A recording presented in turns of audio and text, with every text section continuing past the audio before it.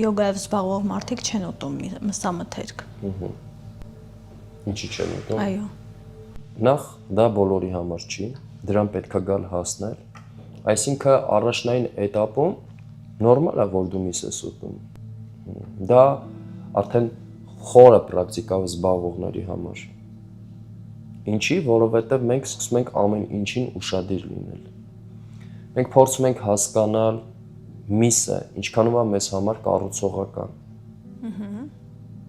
Ինչքանով է մեր օրգանիզմի համար այն լավ։ Եվ մենք հասկանում ենք, որ մեր օրինակ նյութափոխանակությունը միսը շատ դժվար է մարսում։ Ինչի ծանրաբեռնեմ իմ նյութափոխանակությունը, եթե կարող եմ չծանրաբեռնել եւ կրկնակի, քառակի 10 անգամ ավելի շատ էներգիա ունենալ։ Մարսողական process-ում, երբ որ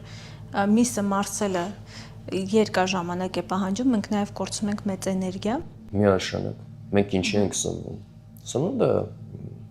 դա էներգիա ստանալու համար է, չէ՞։ Հետո գուրմանները կասեն, դա նաեւ համով ինչ որ, հա, ինչ որ համեր ստանալու, հաճույքներ ստանալու համար է։ Հիմնականում յոգերը,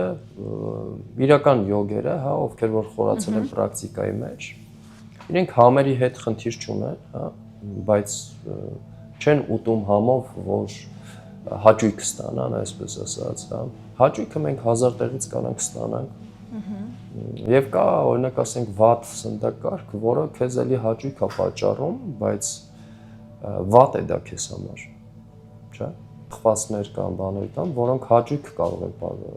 պատճառել այդ մարդուն, նույնիսկ այդ մարդը կարող է կախվածության մեջ լինել դրանից, բայց դա կառուցողական չլինի իր առողջության համար, իր օրգանիզմի համար։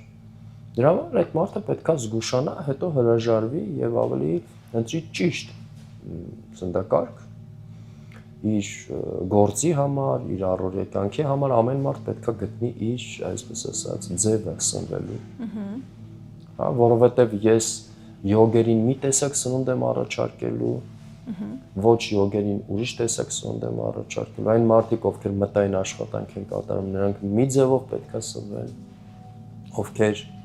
ֆիզիկական աշխատանք են կատարում, նրանք ուրիշ ձևով պետքա սնվեն։